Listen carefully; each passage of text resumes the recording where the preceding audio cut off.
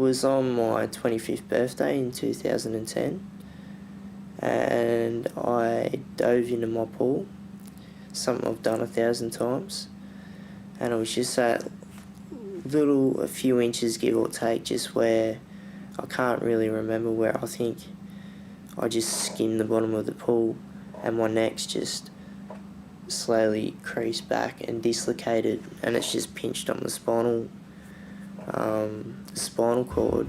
Yeah, and it sort of left me what I am now as a C5, C6 incomplete quadriplegic. Jake Briggs was a qualified carpenter with one of Australia's largest construction companies.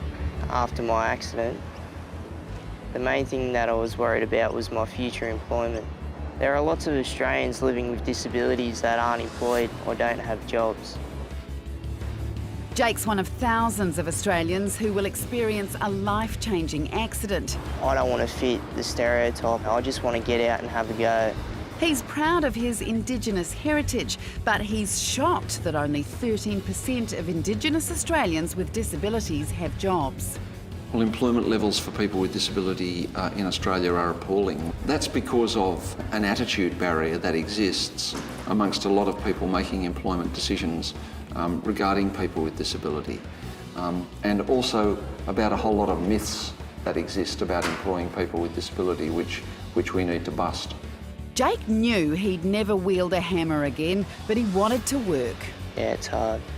You know, just being amongst this stuff, you know, when I look at certain things that I used to use, that I used to be able to hold in my hands and that I can't anymore, it's pretty tough. But life goes on. You just got to deal with it.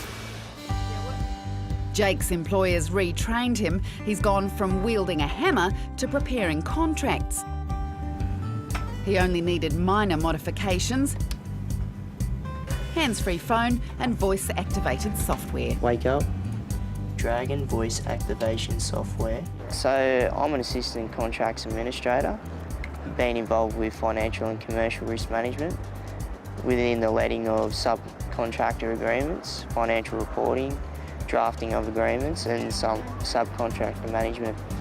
And at the moment we've just finished up that you can see behind me at the face of the casino and the hotel behind it at the same time.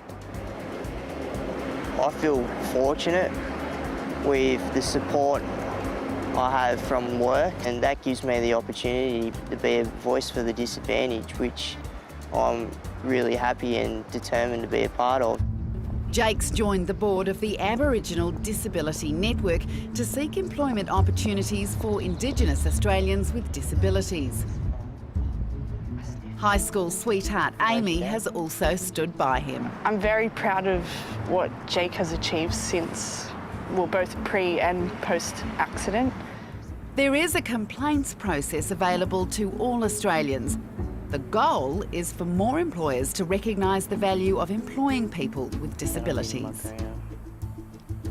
Jake's now focused on the life he always dreamed of.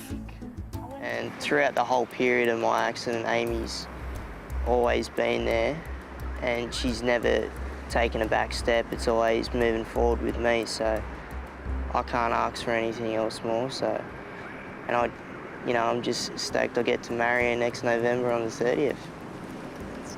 Hey? How romantic.